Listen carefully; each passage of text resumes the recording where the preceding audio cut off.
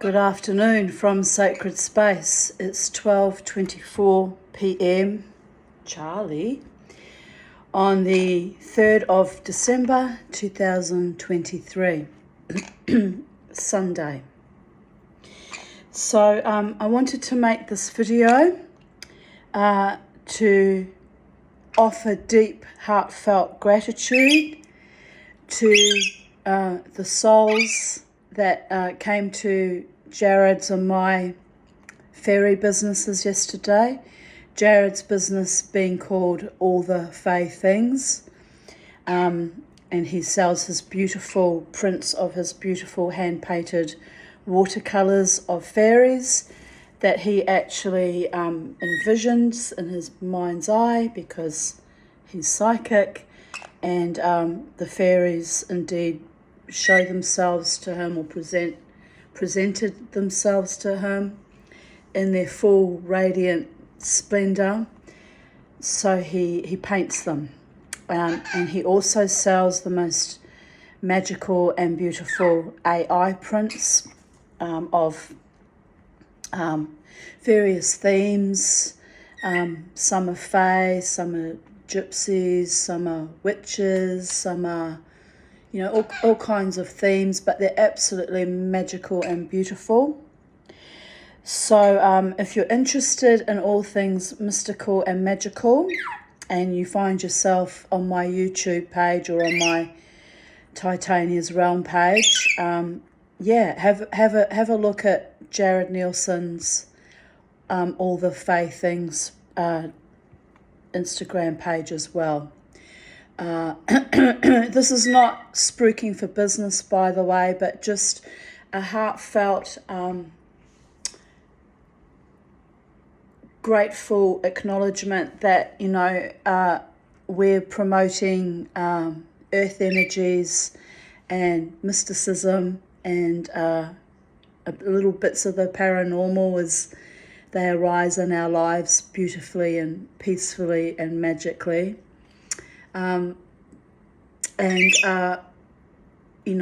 We're not out. I'm certainly not out to convert anyone. I'm actually a Jew by tradition, but have been all my life immersed and interested in the occult. So I blend both traditions and both philosophies in my own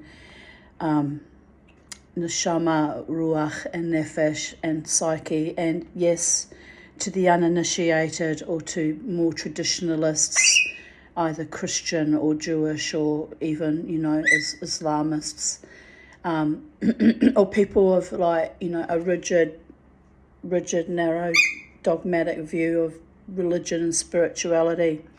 I seem quite insane, eccentric, mad, unusual. So there is that, and I'm conscious that just my existence or presence can be confronting at times because I refuse to hide away from the awe and the awesomeness that the multiverse has handed to me like a mantle around my shoulders after, the events of the last, really in the last decade, near-death experiences and other spiritual epiphanies and unfoldings that if you watch my YouTube videos, which are quite confronting when I get nitty-gritty about my worldview, about politics, our current epoch, all stem from wisdom gleaned from a lifetime of, existing as a complex PTSD, now thriving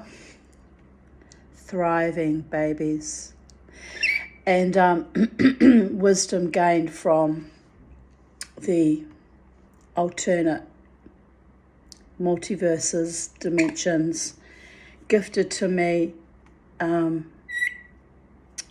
sometimes hard won in the coalface, literally facing my own demise many times. It's the path of a shaman, and it's fraught and it's difficult and it's marginalising because you don't fit in with mainstream society, because mainstream people have no frame of reference and don't know what in God's name, or in the vernacular, what in hell you're talking about, or what your beliefs actually represent. So yesterday, yet again, was a bit confronting on multifarious ways. It was a very hot day, and because of my beautiful adopted brother, soul friend, Jared Nielsen's, it was Jared Nielsen's idea that we go to the markets together yesterday. It was almost a last minute decision. So factor in, we both suffer from quite extreme anxiety, and we bounce off each other's energy meridians. Well, we kind of counterbalance each other out, if that makes sense, because we've worked together. We actually met when he was an employee in my business back in the early 90s. So we worked together very well, and even under high stress situations, we seem to like balance each other out depending on which one of us is not well or not coping in that given time frame. So what happened yesterday was utterly humbling and extraordinary and a little bit frightening, because we drove to the markets at Kilcoy, and not realising that a lot of the people there seemed to be quite fundamentalist Christian, and no judgment on my part, but there was a lot of judgment on their part, on the public's part visiting the stall, which was a bit disappointing. But hey, no one has to like your walk or approve of everything you do, so I just rose above it. But so here, the most astonishing thing that happened, I'll try to break it down, because I haven't slept. I'm on a spiritual high. I am like on such a high vibration now that I know my voice sounds deep and kind of husky because of sleep deprivation and oxygen deprivation from sleep deprivation. But anyway, my internal spirit is on such a high vibration. I mean, it's at a pitch that I can almost not quite hear. I guess dogs would run screaming from me right now. No, not really. Doggies love me. Humans not so much though. So, and I'm okay with that. I'm completely okay with that. If they had to walk even a metre in my cultural appropriation in my moccasins, they would vibe with me a hell of a lot more than they do right now. But the times are changing, and I am seeing the enlivening, the coming back to life, and the spiritual openings, unfurling, not just in myself, which I have always been that way, people, but in the general population. And it's both astonishing and delightful to witness. So what happened, it was a scathing hot day yesterday, and we got there to Kilcoy markets, and we drove in and we asked where to put our spot, and some man just said, there will do. So prosaically and pragmatically, we just started unloading and setting up our little stall, and very excited and of course nervous and anxious, because I suffer terrible anxiety disorders because of my complex PTSD, but Jared has a fair bit of anxiety too, especially when he hasn't slept. So we're a dynamic duo when we get going, right? And so my beautiful Jared and I were setting everything up and putting up the little marquee we had and setting up the tables, and we were kind of halfway setting up when Jared suddenly turned to me and said, "We have to give it up. I can't do this. We have to go home." And me being all stoic, I'm very stoic and determined when I'm on one of my driven missions to reach completion, as I joke about. I know that sounds sexual, people, but it really is.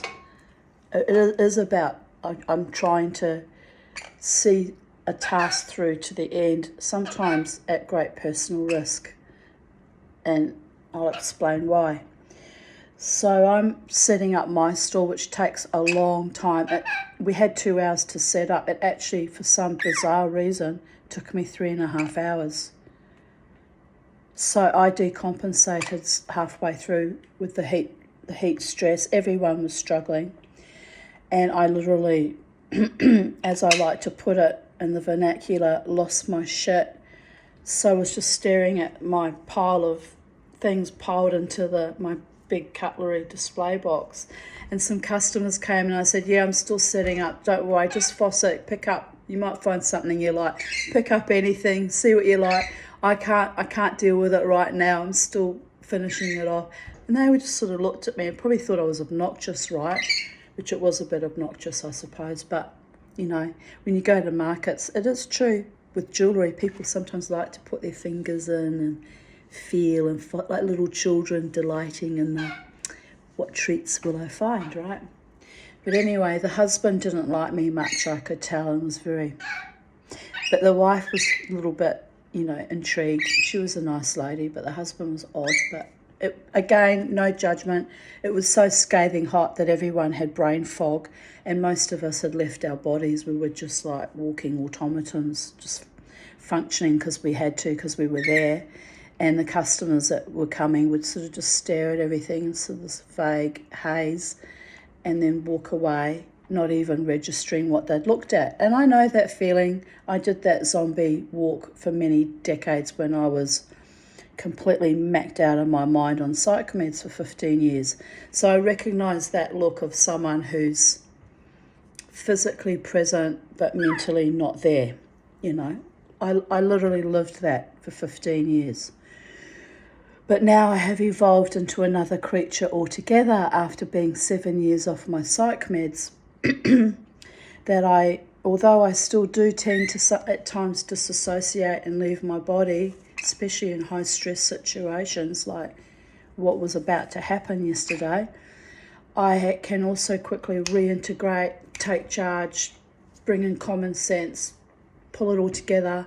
And it's almost magical, but it's also a fucking survival skill. And I didn't know what else to do in that moment. I did the wrong thing, actually, quite frankly. I should have taken Jared to an ambulance bay and got him checked out. So I feel very bad about that, because should that ever happen again, he could have died. Well, maybe he wasn't dying, but I feel in my heart that he could have freaking died on me, right?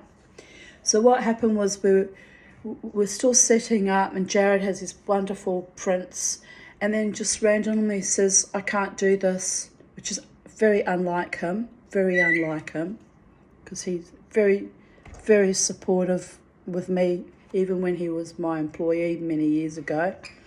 And we're not in that employee dynamic anymore. But I found myself having to shift into, I'm in the take charge role, because I could see he wasn't coping. And it was so unusual. And I'm like, something really serious is going on here. But I wasn't processing it quite well in my brain, So my beautiful friend sat down in a chair and he said, we have to give it up now, and we have to pack up and go home. And we were halfway through setting up. So I just looked at him, and his skin went a funny colour. He went all motley looking. And I looked at the people next to us. There was 2 families running the store next to us, and they were bright red from the heat. I would have been bright red from the heat too. And I looked at him and I thought, oh my God. And I said to him, you just sit down and rest now, because bear in mind, he had been up till 4:30 yesterday morning, still finishing off beautiful signs he made for us and stands he made to display his beautiful prints. Oh my God, my poor darling, he worked so hard, my beautiful friend, and I nearly fucking killed him. I'm a terrible friend, people. You don't want me as a friend. So I'm starting to, I actually had a crisis thinking, am I some kind of monster? But it was just like my uber soul kicking in going, we can't quit now, we're halfway through this. How am I going to bring the car around? How are we going to do? I guess it crossed my mind. I thought, what if he actually does die? What will happen to everything? I would have just had to abandon it and left it there. I don't know what would have happened. It was rolling through my mind, the worst case scenarios, what's going to happen. And then something said to me, because, I am spiritually attuned, something said to me, it's no good both of you panicking. He needs to rest and you need to get him water now. So I said to him, Jared, sit there, just sit and rest. I'm going to get us a drink. And he just sat, okay. And he was like sort of almost drifting out of consciousness, quite frankly. And I panicked. So I walked all the way down to the main road. It wasn't too long a walk, but it took me about 10 minutes. All the way down there, all the way up to the pie shop where we'd had lunch. We bought us lovely pies for our lunch. Very nice pies in that pie shop at Kilcoy.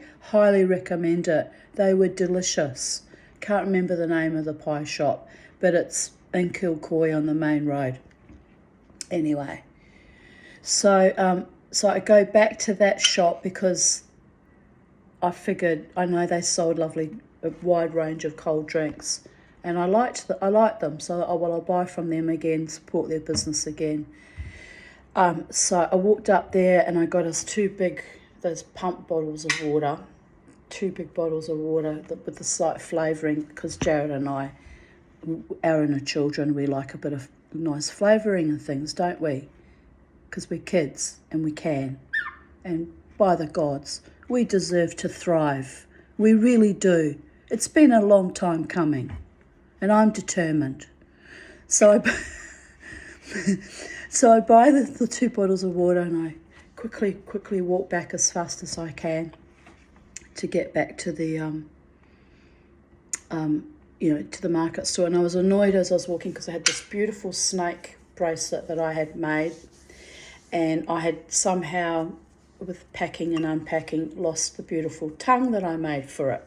So on the walk back, although I was walking quite quickly, I was still scanning, looking for the tongue, which I had realised I had lost when I was at the pie shop. So that was also another upsetting little thing, because now I have to get another sterling silver fork and make another tongue and blah, blah, blah, blah, blah. Anyway, that's not a trouble. I can do it. I have the skills, babies. So anyway, but that was just a little irritation as well of one other little thing that had gone wrong, right? But I said in the morning in my video, yesterday's morning, I looked at it and I said, you hear me say it, I need to fix that. So I kind of already knew that I was at risk of losing it, right? Why don't I listen to my intuition when my intuition tells me even these little trivial things? So just moving my hair, because Poopykin's here. It's guaranteed to poop. So anyway, she's happy because she was alone all day and night yesterday, my little baby. So I'm giving her Tanya time. It's too hot. I had her out in the garden, but it was far too hot to be out there, really. So we're inside with the air conditioning, thriving with the help of my beautiful, soulful, magical, glorious friends, without whom I would not be alive today, living in comfort and air conditioning even. God's blessed to you, my darling.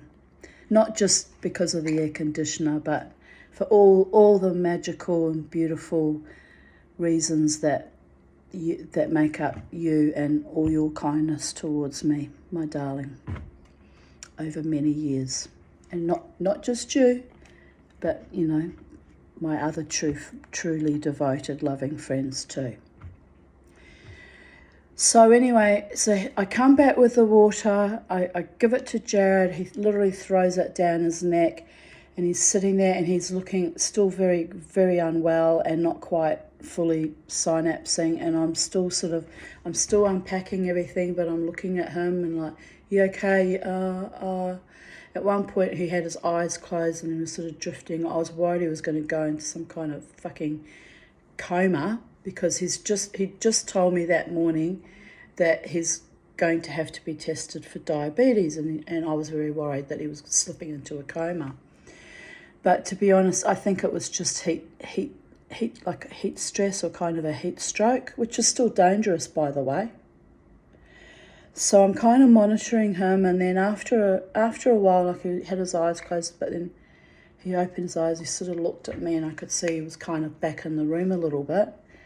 And I was like, oh, thank God, because I was contemplating whether I should call an ambulance or not, and how that was going to even pan out, you know.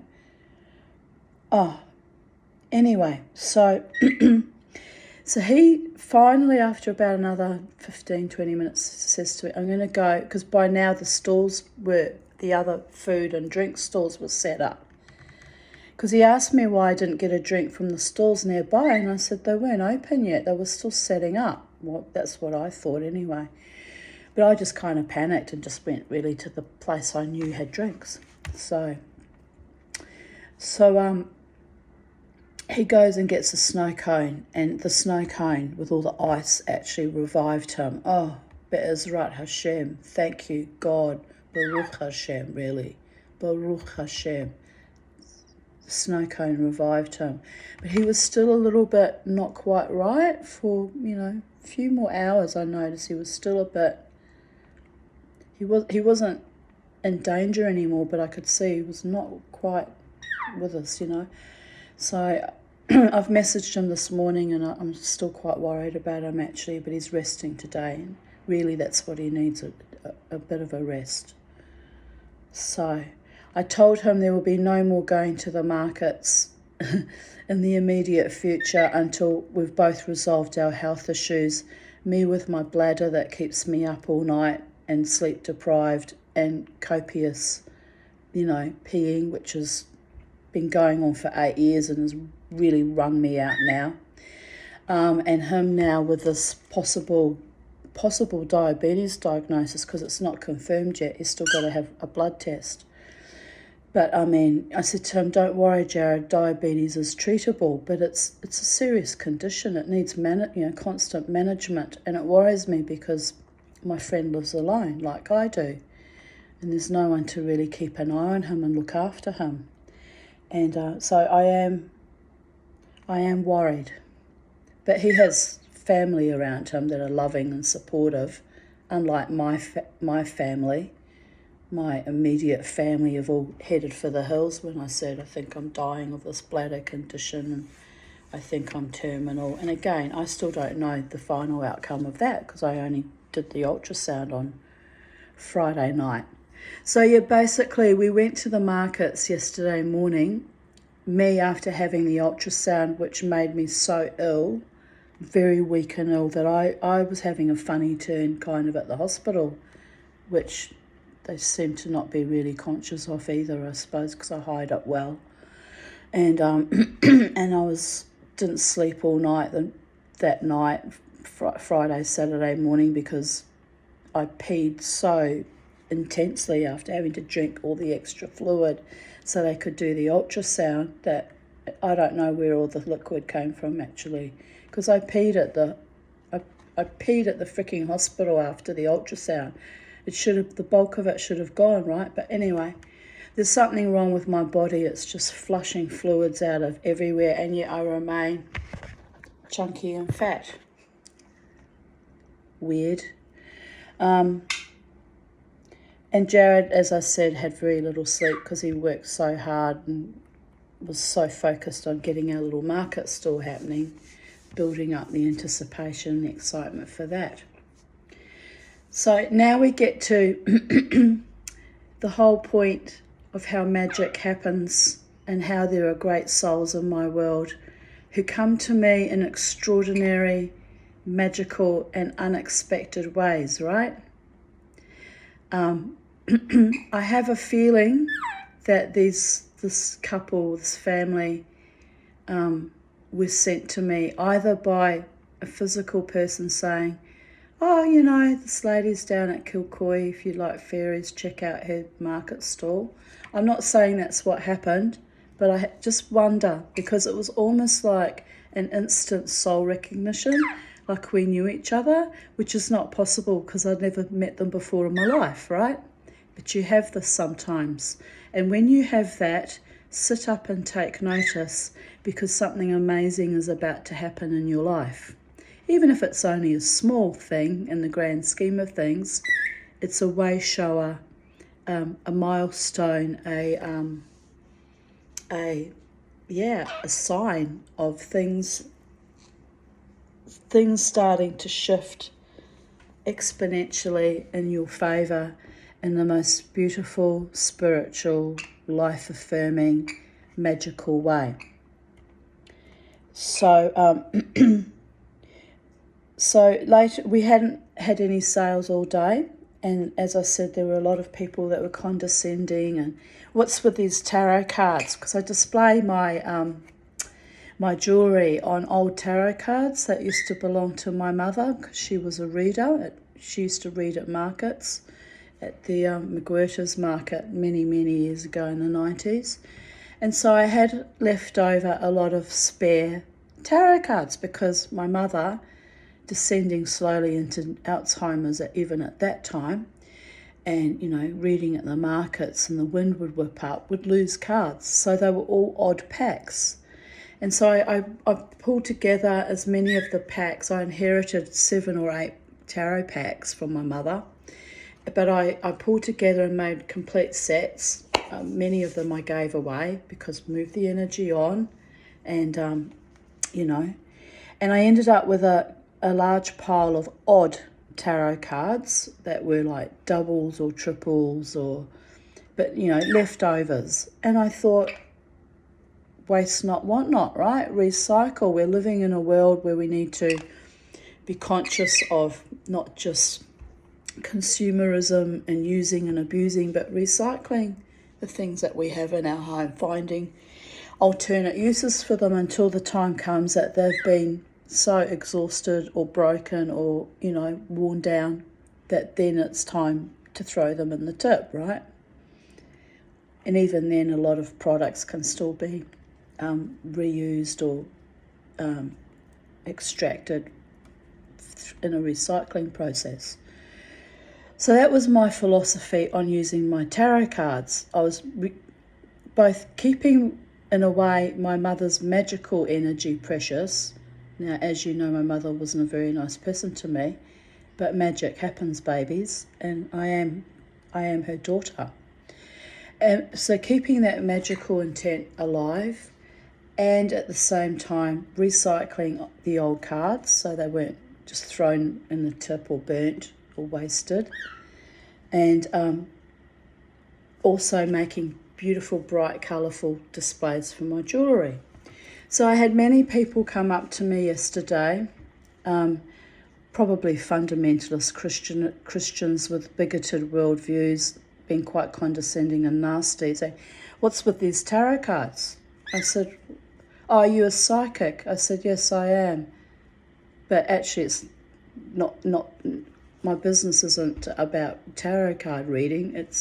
I'm working with the fairy energies, making fairies and making beautiful jewellery, and honouring the earth energies that our mother, that we stand upon and live on and are nurtured by and grow on, right? Our own planet. That's what the fairy energy is really to me about. So anyway, so these people would say, "Why is tarot?" I said, "Well, it's part of my mysticism. It's part of, it's part of my business, which is a fairy themed business. And, my business is called Titania's Realm, and Queen Titania is the queen of the forest fairy, and that's why I have fairies, and the tarot cards fit in perfectly with that because it's mystical." So anyway, explaining it to this one young Asian man, he actually kind of got it. He just went, "Oh, okay." But, there were other people that came that were like practically hissing at me, thinking I'm some devil worshipper. And really, even if I were, which I'm not, but even if I were, like, there was no need to behave so rudely, you know.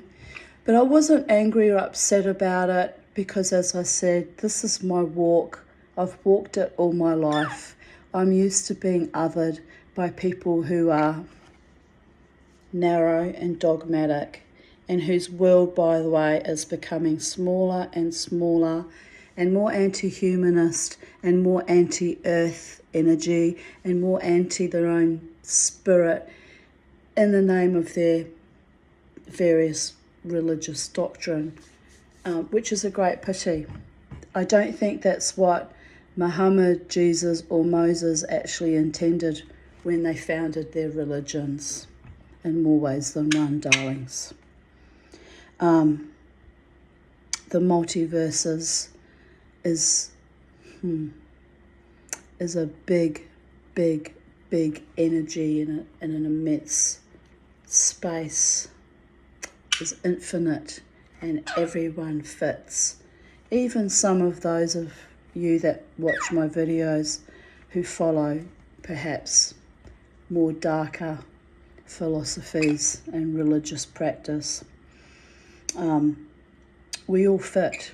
We all belong in the cosmic oneness of all that is, was, and ever shall be. Depending, of course, on your level of awareness and inclusivity and, dare I say it, enlightenment or, ennoblement, enlargement, attunement to, yes, all that is, was, and ever shall be. I'll just put it that way. I don't want to say God because I don't want to impose my worldviews too much on other people, you know. But I'm not here to convert anyone. I'm just saying that's how I look at things. So, for which I'm either deeply hated or deeply loved according to the programming or the level of spiritual evolution of each soul, right? I'm just another human being on earth trying to make my way, just like everyone else on the planet, but holding my ground and my sacred ground and my sacred space and my hobbit-footed walk on planet Earth. So, so by the end of the day, I was getting quite despondent because we hadn't had any sales, and I was feeling quite distressed, still worrying a bit about my friend. And you know, at one point all the pictures fell down, and I took charge and I said, look, this is not nothing to worry about. You just need to sit and rest. So I was quickly gathering them all up and laying them out on the table because we wanted them on the stands, but the wind kept blowing them over and it just wasn't happening in that moment in time in the afternoon. So I'm quickly laying them out and said, look, people can come and look down on them, which isn't quite the same as having them right in front of your face, but it's all we can do for now until the wind dies down. I said, by the way, I'm calling on the wind to die down because it's too much now. We've got too much to deal with, and the weather's too hot, so we do need a breeze, but we don't need a big gusty wind to blow up and create havoc. So I'm literally asking the spirits to calm the wind down, and just out of sheer mischief, as I said that, the wind actually blew up a bit more, and Jared went, oh no, Tanya. I went, don't worry, it's okay, everything's going to be fine. And it was quite weird because within a few hours, you know, the heat died down as the evening descended, and we all started to feel a little bit more revived. You know, even the lady in the store next to me said, oh, I feel more human now. It was really quite an arduous psychological, spiritual event for all of us, all right? And anyway, the markets, because it was a Christmas festival, which I said to Jared, why did you bring me to a Christmas festival? You know how Christmas is triggering for me, Jared. He said, well, I just thought it was a lovely thing to do. And he loves Christmas. Jared is a very big fan of Christmas. Even though he's a pagan, he adores Christmas. So I saw the funny side of it. I said, okay. He said, I'm not trying to trigger you, Tanya. And I went, no, it's really lovely here and we're having a lovely time. I said, just the people don't like fairies and they don't like me. And I went, I don't care. I can't please everyone all the time. I said, but it's just a little bit, hard going, but we'll be fine. So, and then after all the worry with Jared having this strange attack that came out of the blue, I also decompensated and was having trouble setting my stock up. So I lost about an hour there with my head spiralling under. So, but then eventually I realised someone has to take charge and he was still not really right. So I'm like, we have to do this, we have to do that. And we slowly pulled it together. And then as the air cooled, he felt better and I was feeling better. And thank you, Goddess, because I don't know. I don't know how we would have coped otherwise, especially if he'd needed emergency treatment, right? Oh, dear Goddess. It was actually very frightening for me. And for him too, by the way. Well, he wasn't so much frightened because he was too sick, really, to even fully be conscious, aware of how dangerous it was starting to look to my mind, Anyway, the beautiful thing that I want to talk about in this video that manifested was it before the fireworks or after the fireworks? It was quite late in the evening, just after sort of dinner time-ish, around about 7ish, I think it was. And we had moved our chairs a little bit further back from our market stall and just sitting out on the grass under the stars and just sitting quietly side by side like Darby and Joan as we do, because we are great friends and we are family, So we're just sitting there, just observing, and I see this beautiful family standing, a couple with their two children aged about 8 and 10, something like that. Little girl and little boy, I think it was, the other child. Anyway, I was just sort of observing. And I had this intuition looking at them. I looked at them and the husband was standing side on, but looking sort of, almost looking at me out of his left eye. And the wife was facing me directly. And something said to me, here they come. They've come for you. And I'm like, what?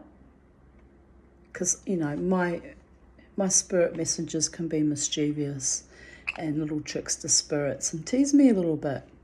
So I'm like, also a bit surprised that they were actually talking to me, like in thought forms, not audibly, but I'm like, oh, okay, what's going on here? And they kind of said to me, they've been sent to you.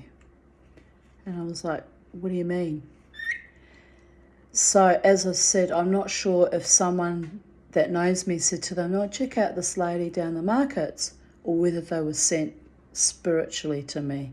But it was a most unusual encounter, and they were absolutely wonderful people. And find your vibe, find your tribe. There was an immediate soul recognition, the way the husband was just looking at me, smiling.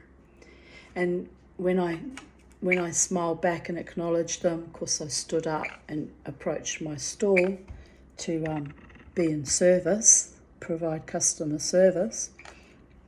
And they came over and I said hello and hello. And they were admiring, the wife was admiring my knitted fairies that I make, and I brought them to display. I bring them as part of the display, as part of the Titania's Realm theme, because that's what really started this business idea off. Back when COVID got going in 2020, I said to myself, I started it in early January 2021, when I went into deep despair, spiralling under with the COVID epoch, thinking, how am I going to survive into the future on just a disability pension when I can barely afford food, and things are getting crazier and crazier and more draconian and more dangerous, and my health is, as ever, very fragile. And how am I going to continue to even barely survive? And again, it came to me, Titania's realm. You start this in honour of the fairies, and we will help you and support you and guide you. That was the intention, right?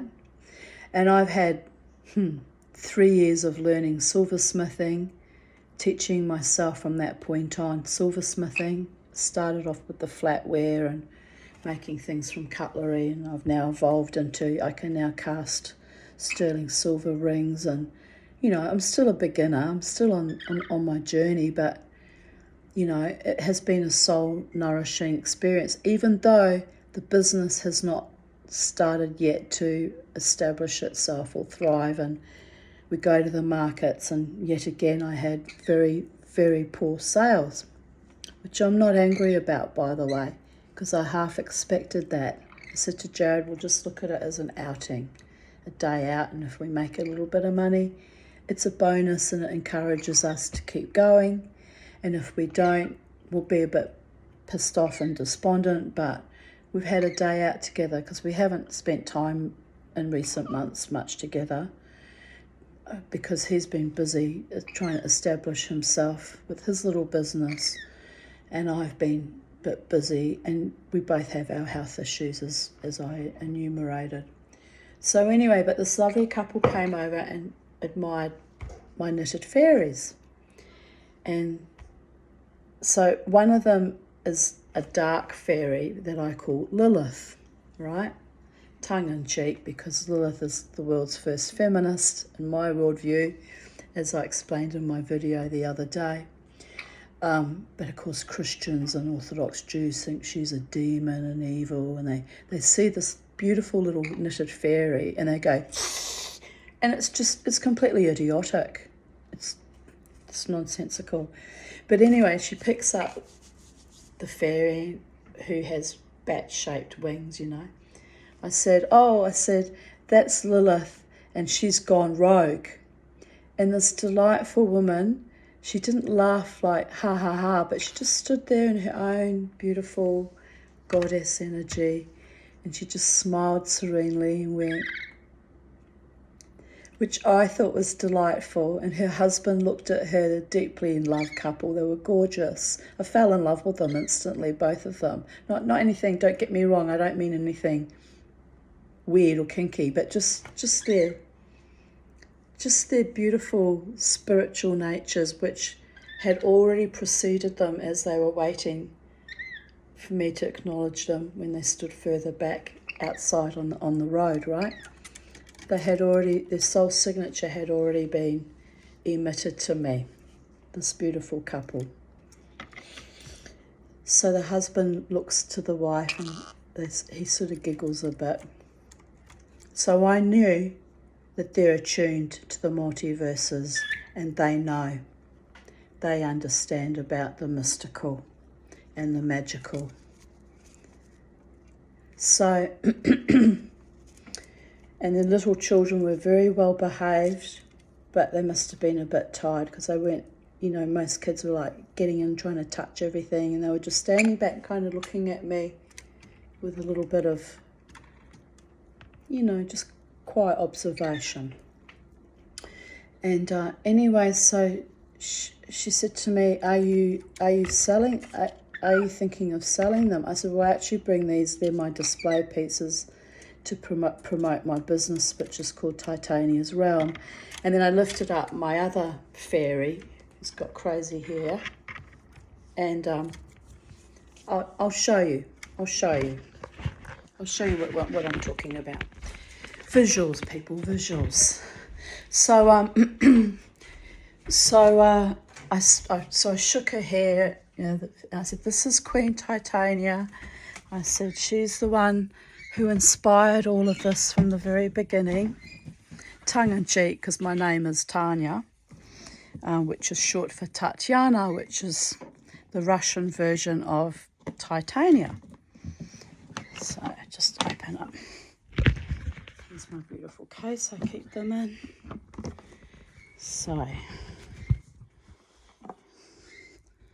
Jared made me a lovely little toadstool to go with my fairies. So yes, so anyway,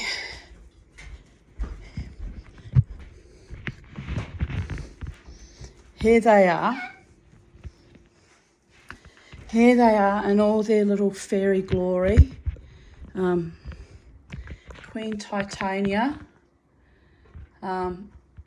with her crazy hair.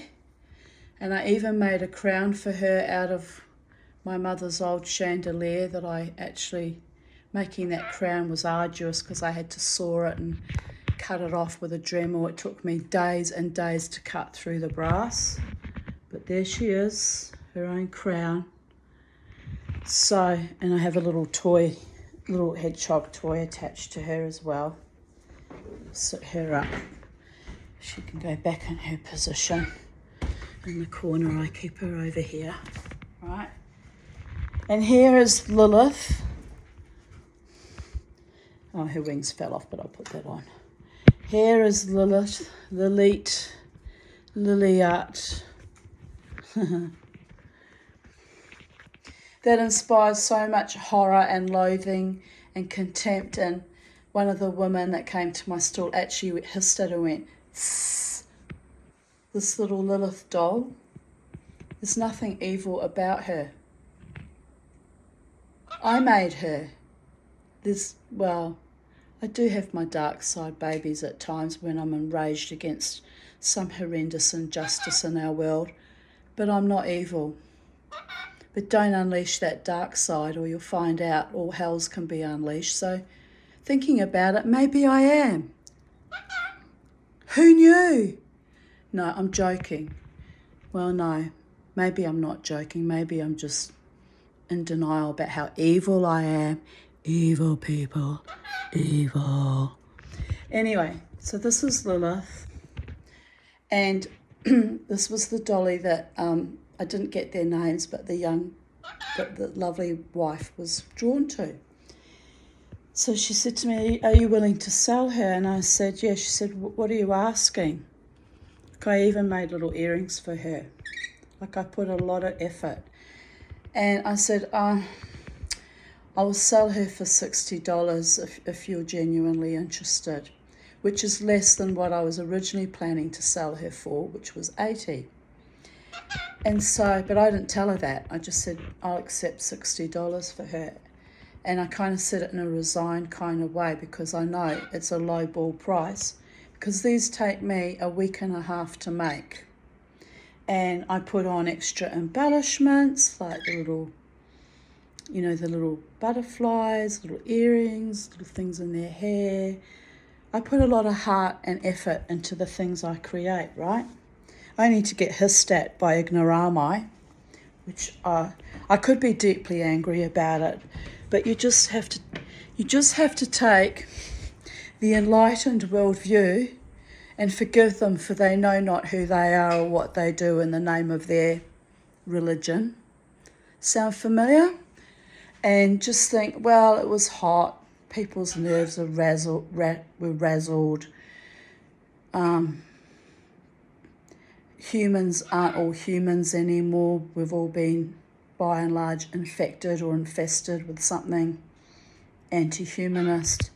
So there are only a very few of us scrabbling in our dust, struggling to maintain a close connection with our gods, our ancestors that love us, and our earth, as a defiance and as a determination to remain human, and as spirits having a... Oh, two of Bobo's balls just appeared. Must have been behind the couch, but that's weird. Must have been when Rati was cleaning. I thought I got rid of all the balls. That's a ripped Band-Aid. Thanks, Multiverses. I actually got all his stuff out of my house because I didn't want the constant reminders. The grief was so intense. My beautiful dog. Well, there you go. Sorry about that. What was I saying? Where was I? Oh, anyway, we'll go back. So this beautiful woman looks at me, and she was dressed in Gothic style, which is how I knew she was one of mine, my tribe, my people, alternative, not afraid to be different, living her best life in her incarnation on planet Earth with a beautiful husband who was handsome and deeply in love with her. And can I say, generous, so generous to me. Both of them were. So I'm looking at them. She was wearing a little waspy underbust, which I found delightful because if you look at my Titania's Realm page, you see that I wear my corsets when I go dancing. So I thought, soulkin that recognised my energy immediately. So she looks at me with a stern look in her eye when I said, I'll accept $60 for her. She said, no, that's not possible. And I went a bit white because I'm thinking, does she think $60 is too much? And I was not going to launch into a tirade about, no, she's worth at least that. I thought, I'll just be gracious and humble. And because I could see there was like an energy behind her words, right? She said, no. She said, that's not good enough. She said, she's worth at least $120. Do not sell her for less than that. And I'm just looking at her in astonishment. And I look up at her husband, who's looking into her face lovingly, and he looks at me and nods quietly. And I'm thinking, what just happened here? This is most unusual. Most people are trying to beat you down a price, not tell you to double your price, right? Which indeed she is actually right. They are worth at least that much. In fact, the little one with the crown, that crown I can't replace because I'd have to hack up another chandelier. Where would I get another one of those in a hurry? So that one is worth way more than $120 because replacement value at least, right? So anyway, I nodded and I smiled and I reached out my hand to her. She put her hand in my hand. Her hands were very cool to the touch. It had been a very hot day and evening. And she was just this embodiment of just calm and strength and peace. This little gorgeous Gothic woman and her gorgeous husband. So the energy transfer, I'm all boiling with my inner Aries fire that I have lived with since birth. And she's calm. I'm quite sure she's either a water sign or an air sign. Definitely not a fire sign because she was just so soothing and cool and grounded and calm and deeply spiritual, both her and her lovely husband. So I reached my hand out, and as I say, there was this energy transfer, and I looked deep into her eyes and I said, oh, sweetheart, I said, because she also said, are you on Etsy? And I said, no, don't like Etsy. And she sort of smiled. And then she said, well, if you go on the Facebook and if you go on the Facebook, I think she said an Instagram group, she said, and look up all the Gothic and fairy groups, she said, they're all selling fairies, and she said none of them are as beautiful and exquisite as yours, and they're charging a lot more, like their starting point is $120. So she said, do not sell her for anything less than $120. So I was astonished. I reached out my hand. I said, sweetheart, I said, your advice to me just now is more valuable than $120, and I'm deeply grateful. Words to that effect. And I shook her hand, held her hand briefly, and she shook mine. I said, that's very heartfelt and lovely of you. Thank you so much. So anyway, they proceeded to have a look around both our stalls and admired everything. And then she came back and admired one of the beaded curtains that I call, window fascinators that I have literally hanging off my beaded curtains. But these ones, oh, Charlie, she's copped me a beauty. Hang on a minute. These ones were they're very long ones. They reach down to the floor. And they're quite lovely. And anyway, I normally don't even bother bringing them to the markets anymore, as I haven't had any luck in selling them. I thought, maybe because they're too hippy-dippy, or, that hanging of sun catchers off things must have gone out of fashion.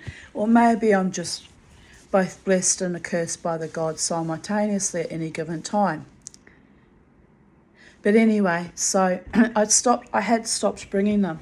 But Jared mysteriously had insisted I bring them, because he said we can hang it off the marquee, which I did do. I spent hours winding them on, tying them up and putting them on display. Just on the off chance that I might sell some, right? So this beautiful couple, admire the curtains, and she picked one. And so I got it down, and then she says the ticket for it had fallen off, the price tag. And but most of them were either 35 or 40, or the cheaper ones, the shorter ones I was selling for 15, because they're just all made from my mother's market stock, and I just repurpose them, turn them into something lovely, because again, recycling, reuse, and create something new from that energy, rather than have it lying around stashed in cupboards doing nothing for 30 years, which indeed it was kept like that for 30 years. So I was determined to create it and eventually sell it. So she bought one of those curtains, and she was very, very slim, beautiful young woman. So she wrapped it around her neck and turned it into a long necklace coming down to here, which was very clever of her. Just literally draped it around twice and smiled at me. And it had a big breastplate on. I said that breastplate design was actually a vintage pendant from the 80s. She said, oh, really? And I went, yes. I said, so it is vintage. It's got vintage components in it. And I said, it is lovely. I said, and you're so lovely and slim, got a beautiful figure. You could even maybe wrap it around as a kind of a belt. She nodded and smiled. So she was very happy with it, and but the price tag was missing. So, and I was a bit embarrassed by that, but I only had little paper price tags on it, so some had fallen off or broken off, and all the years of being put aside, the last few years not being sold. So she said, oh, it hasn't got a price tag on it, how much do you want for it, kind of thing. So I said to her, oh, look, I'm happy with, I think I said I'm happy with 35. I can't even remember if I said that now. But I kind of said, look, you pay what you think it's worth. I said, I just want the energy to move forward and, in a positive, beautiful way. And I said, so you pay what you think it's worth. I don't mind. Expecting that maybe she'd give me $15 or $20, which, I would have taken a bit of a hit because it was worth more than that. But I really didn't mind. I was just grateful that someone wanted to buy something from me at last. That's how bad it's been, since 12 months ago, the last time I went to the markets, and failed miserably there too. So she looks at me, and with barely a glance at her husband, just like a quick sideways glance, so almost nothing was spoken between them. It was astonishing, actually. He hands over, puts his hand out to me, and turns his hand, and in it was a $50 note. And my eyes lit up, because I was like, didn't expect that, but I thought they'll want change, of course. Oh my goodness, Charlie, naughty girl. Gonna need a shower after this talk. So anyway, the husband hands me the money, and she nods and smiles, and she said, "That's for you," and she said, "That's yours," implying I don't want change. That's what we're paying. So I was just astonished. Like, she would have seen my eyes. I just went, like, I was completely astonished. So I said, "Thank you very much, blessed be. It's very kind of you, very kind and generous, very lovely."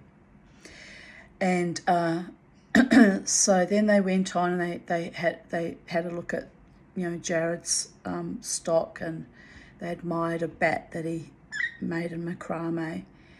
And then I think that's all.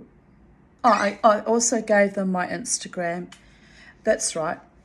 I gave them my QR code for my Instagram, because she said, "Do you have an Instagram?" I said, "Yes." And then she looked at me with real intent in my eyes, and really, really sincere, heartfelt intent. She said, "You will hear from us again." And I was like, "Oh, that's just wonderful," because they were lovely people, really lovely people.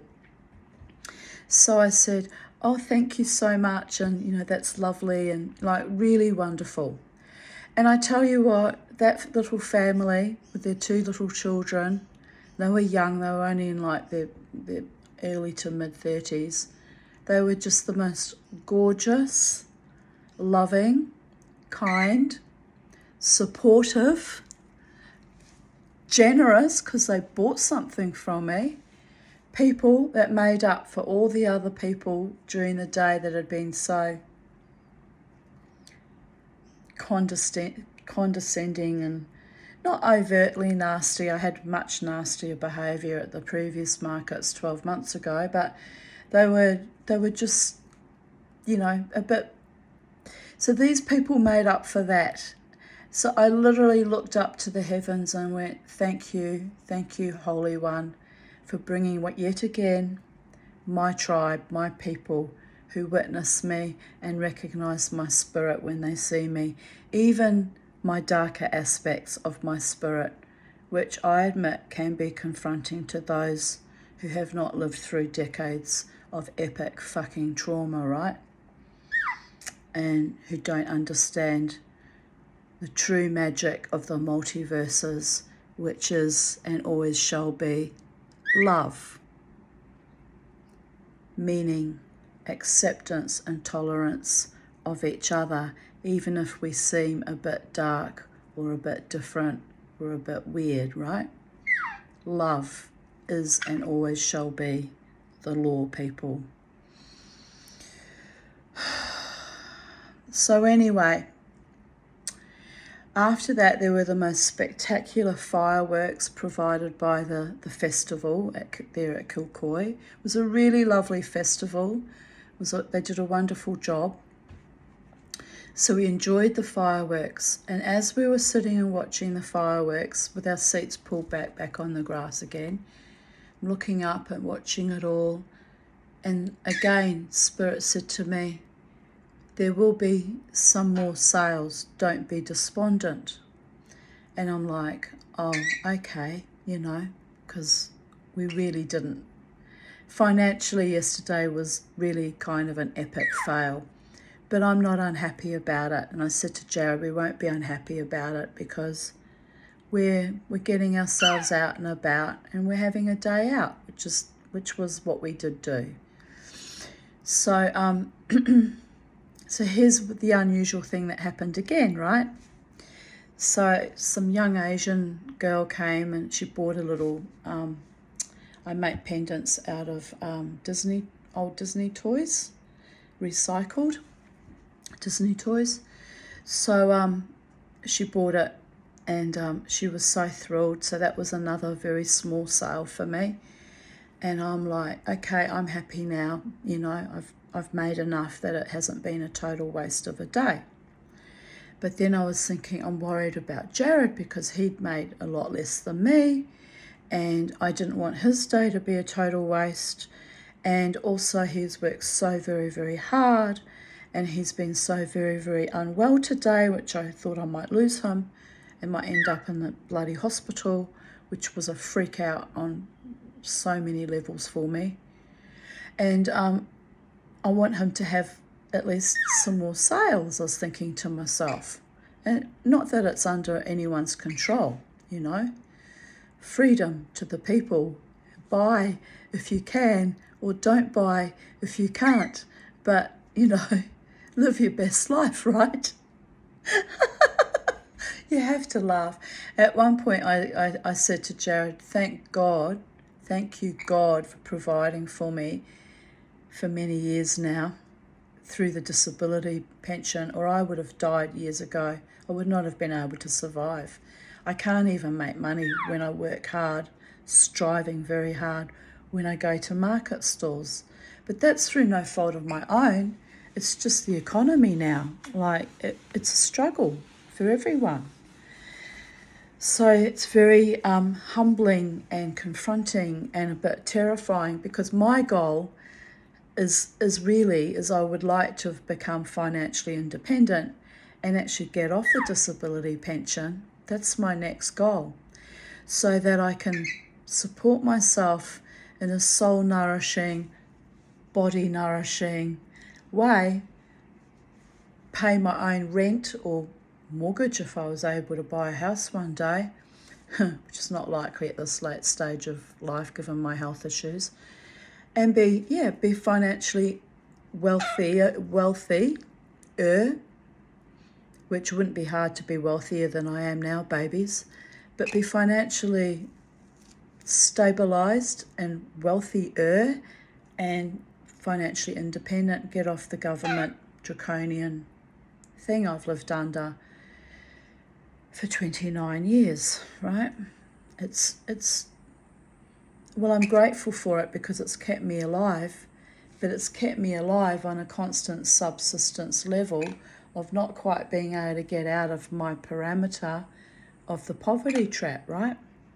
So this is the other reason why the fairy realms kicked in when I prayed to God for help. I said, I can't go on much longer like this. My health is deteriorating. You know, I'm going to need money for vet bills, and as it happened, I didn't make enough money to cover costs to keep my dog alive on the 1st of August, for which I'm still deeply, deeply in grief over. And, you know, I didn't have enough money to get proper medical treatment for myself. So yet again, an earth angel, my own psychiatrist, stepped forward and fought for me to get treatment now.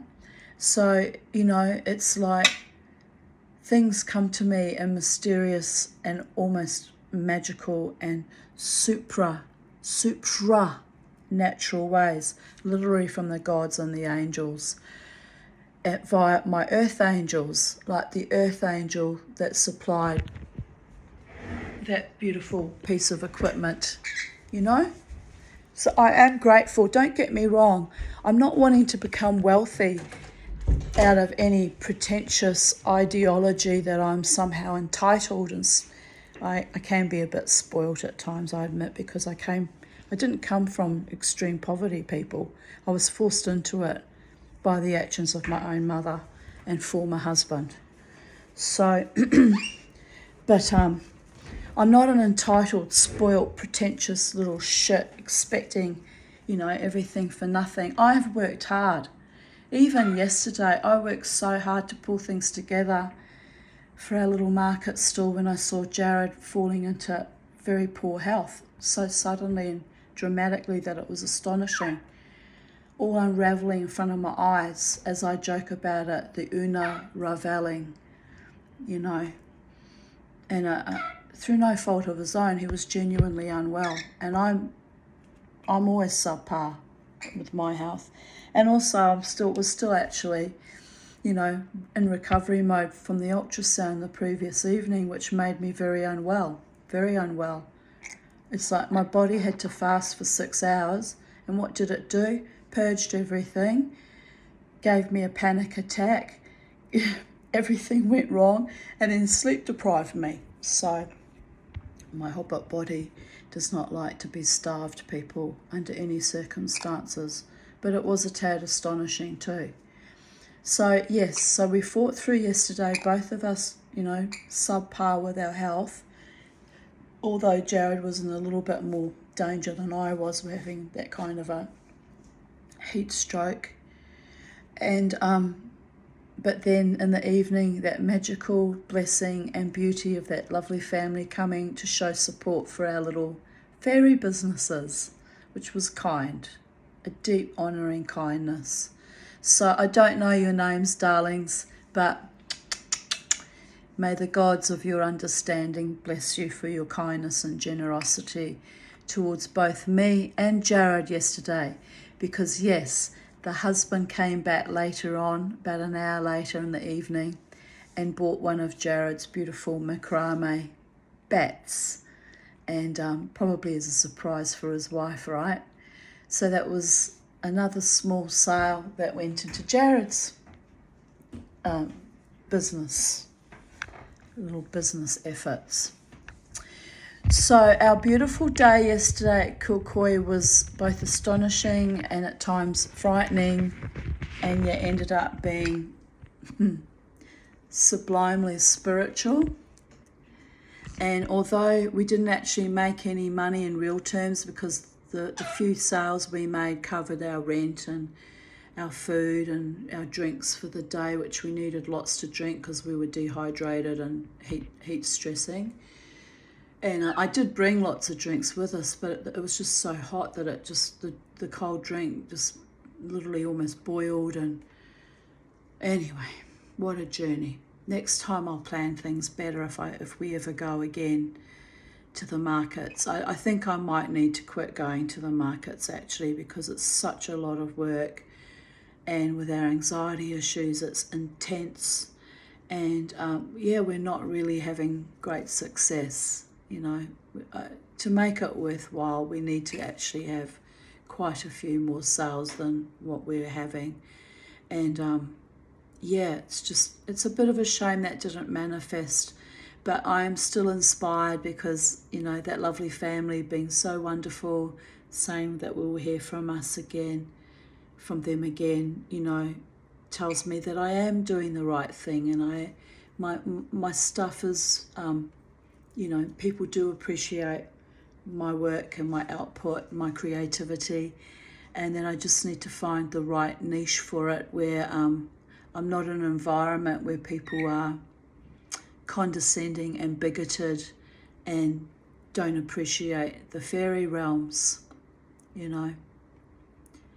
I suppose I can understand that on some level, since they have shut down that entire side of their life, and everyone's now part nanobot and part, the elites are trying to turn us into part machine, divesting us of our earthly, human, animal, planetary connections, which include the fairy realms, by the way. So that's my story. We got home very, very late. It was about 1 o'clock. And I was very worried about Jared driving because he was still quite exhausted, but he wouldn't let me drive. And we got home safely, but I was a bit worried. And also worried after he dropped me home, because he still has a long drive to get back to his place at Mount Cotton. So, but as always, because I'm like a mother hen, I make all my friends and my daughters text me whenever they get home to let me know they're safe, because this is a very big city to traverse with, very busy roads and long distances, and I always fear, them either their car breaking down and some fucking serial killer killing them, because that used to happen here in Brisbane. Or just something untoward happening. So I always like to know that they're home safe. That's the only thing I control them with, just to assuage my own anxiety levels, is that when they get home, they text me, yes, I'm home safe. And then I can just say, okay, I'm glad you're home. And it's my one overly protective device where I am a bit controlling about is communicate with me regularly and courteously, and otherwise my mind can spiral out of control too. And, imagining worst case scenarios like abandonment and rejection issues, for example. But in the case of the texting when my friends get home safe, that really is because I really do worry, And I do the same when I've visited them. I most of the time remember to go, yes, thank you for a lovely day and I'm home safe. So they don't worry because my friends are all very precious and gorgeous and loving, but we all have our various degrees of anxiety or PTSD or, other issues that make us the unique and magical creatures we really are, right? Because we're both human and we're superhuman at the same time, with our own issues, which makes us delightful. But at times it can be, hard going when one of us is not well or not coping. So yes, it was fortunate that I was able to pull myself out of, my anxiety yesterday and get Jared, by getting him the water and getting him better and then getting our stalls all set up, which took too long, but I did make it in the end. And then also later on in the evening, the wind died down. Was it me or were we just blessed? Probably we were just blessed. And the wind did indeed die down. So I said, Jared, there's no wind now. I think he actually said it to me. He said, I think we can put the stands back up now. There's no wind now. And I said, yes, that's an excellent idea. So he put the stands that he had been making till 4:30 a.m. yesterday morning. And we put them back up, and then I because he was still a bit weak, quite frankly, so I laid out all his beautiful prints on the stands to display them, and then people did come and actually have a proper look at them, and I was so bitterly disappointed that there were no sales, no more sales of his beautiful cards and prints, but at least they were seen, and so people could go away and maybe think about it. And you don't know, he might get more sales, later because, like as I said, everyone had brain fog or brain phage yesterday from the heat. It was intense. It was like being in a furnace. And yet Jared checked the temperature. He said it was only 31 degrees yesterday when he took that funny turn. I don't think that's right. It felt much hotter. The people next to us were the women were bright red in the face, which is how I go when I'm overly heated. So no, it had to have been hotter. I don't care what the meteorologists say. Half the time they get things wrong or they blatantly lie to us. Remember that, people. You want to know how hot it is? Watch how your body reacts. Put your finger out. Feel which direction the wind's coming from. Scan the horizon for impending storms. Sniff like a wolf, leader of a pack, for impending signs of strange weather anomalies and shifts in energy and in the weather. Stay in tune with the multiverses is what I'm saying, because we can no longer, as a species, trust the science. Sad but true. Sad but true. So anyway, my beautiful friend Jared got home safe and he texted me accordingly. And I went into kind of a frenzy because I was expecting a visitor today, but that hasn't manifested because he came down with COVID. So, but I went into a bit of a frenzy in anticipation because, as I say, I'm not very good about the dusting thing. So I started frantically dusting my bedside table and just trying to tidy up. My house is fairly tidy at the moment, thank the goddess. But I was frantically dusting, and I went and did dishes. This is all at like 1:30 in the morning, people. I thought I must tidy up and have it a bit presentable if I'm having a guest come to my home for the first time. One likes to make some kind of a good impression, right? So anyway, that didn't manifest because my new gentleman friend now has COVID, so I hope he gets better soon. Get better soon, darling. And it's going to be a journey for him because my COVID thing was quite intense actually. It was fine for the first 4 days. I didn't even realise I had it, and then it slammed me every which way. But that's okay because I got through that all by myself without medications. And that was another milestone in my life where I had been told all through the COVID epoch, Tanya, if you get COVID, you're going to die. Tanya, if you get COVID, call me immediately. This is my beautiful psychiatrist, by the way, who I do love, not in a weird way, but I do love. We've been in therapy. He's been my therapist for 13 years. So when I finally told him on the Tuesday, 4 days in, when I discovered I had COVID, it was too late to get the antivirals, right? So he freaks out.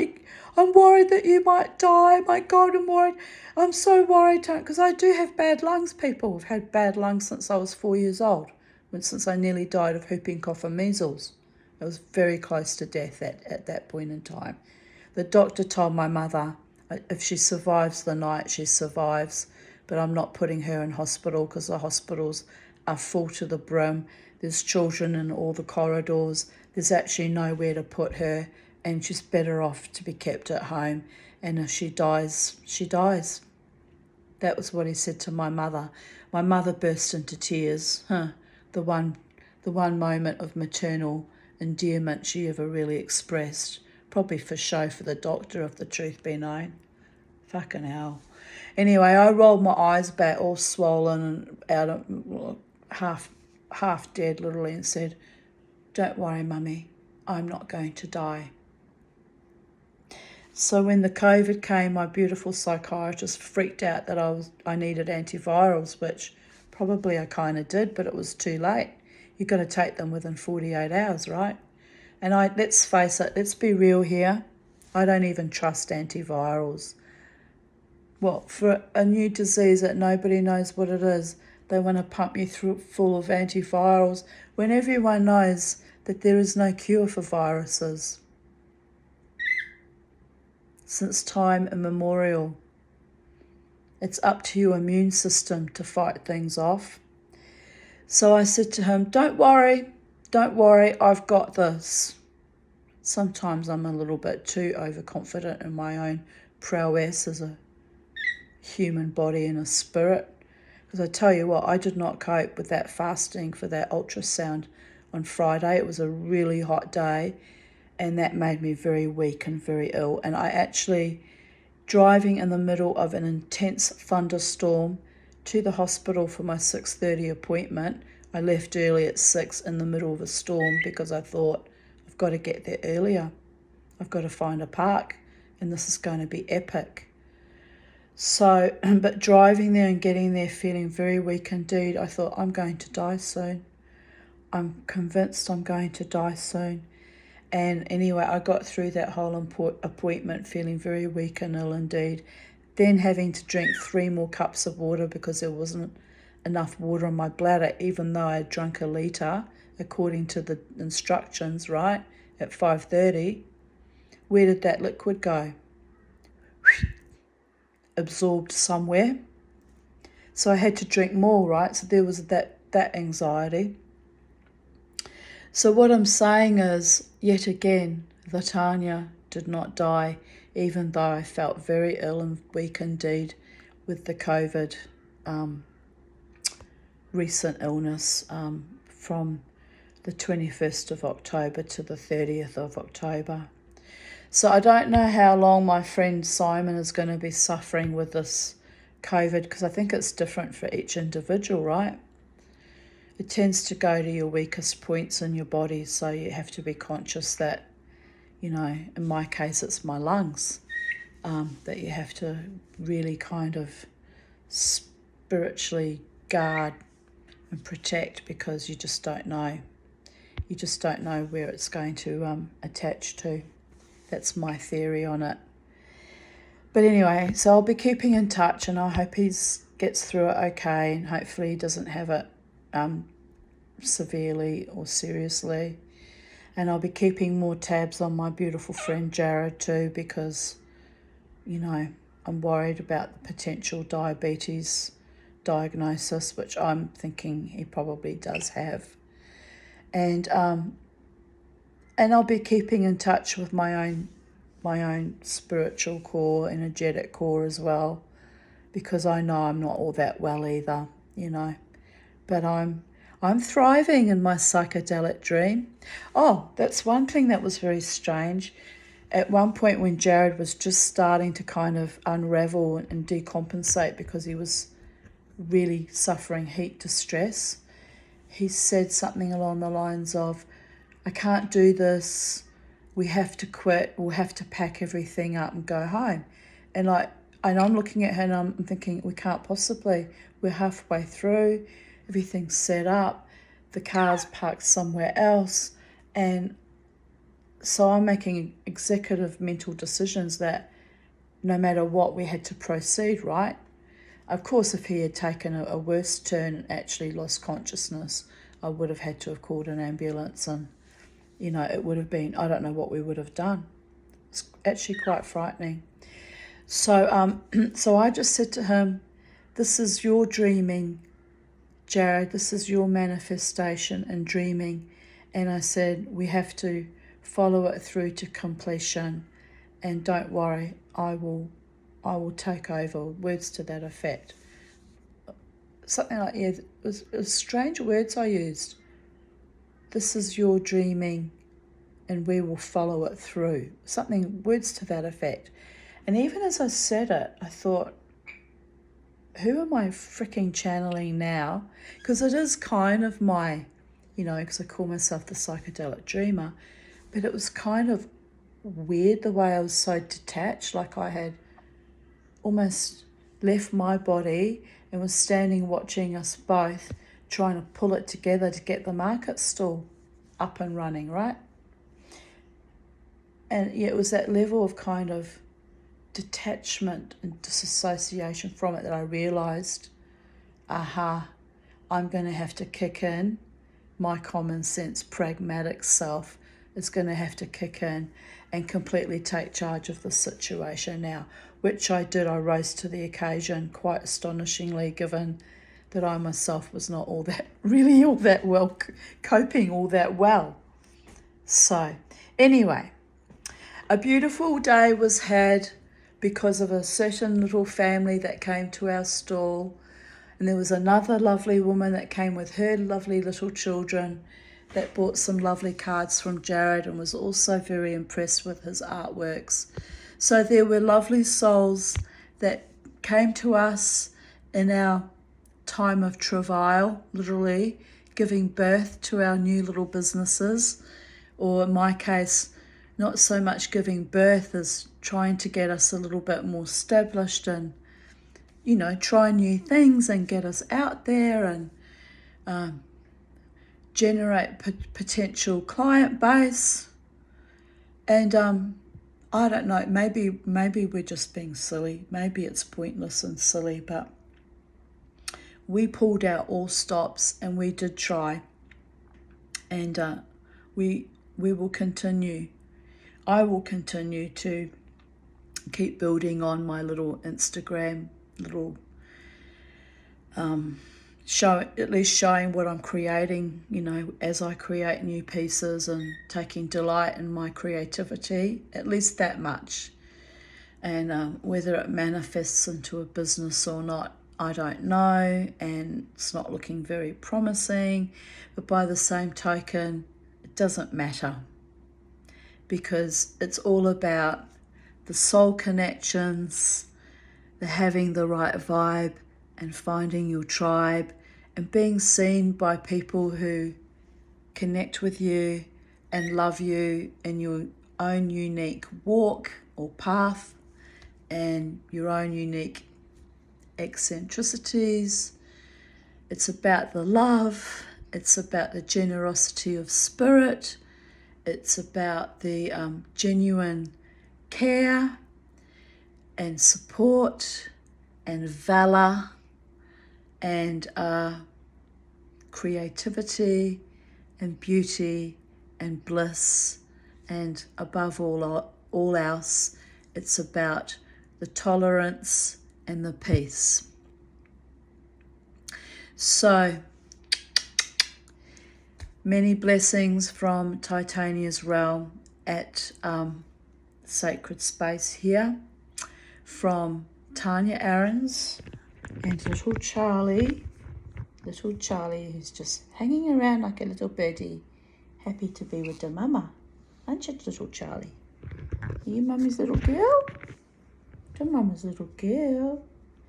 So she says to thank you to all the humans that are so kind and supportive of us, and my Uncle Jared, and all the people who love us and care for us.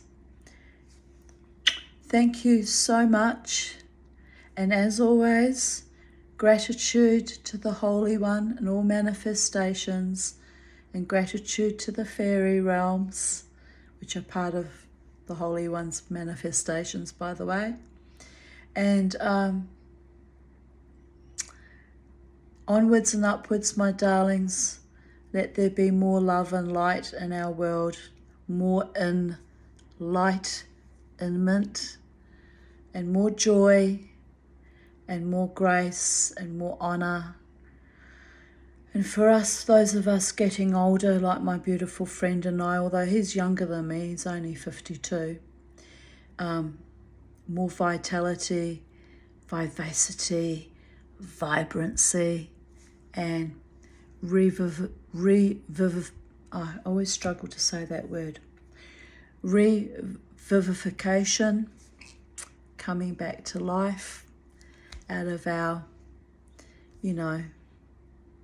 kind of zombie existence that we've been living in since long before the COVID epoch started, but that was really a kick to the throat, literally.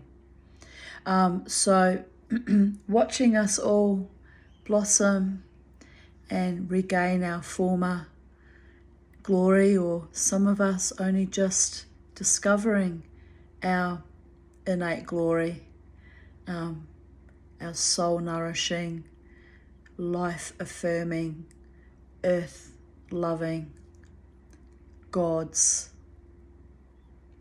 honouring walks on planet Earth. Love to you all. God's bless always. Bye from Titania's realm.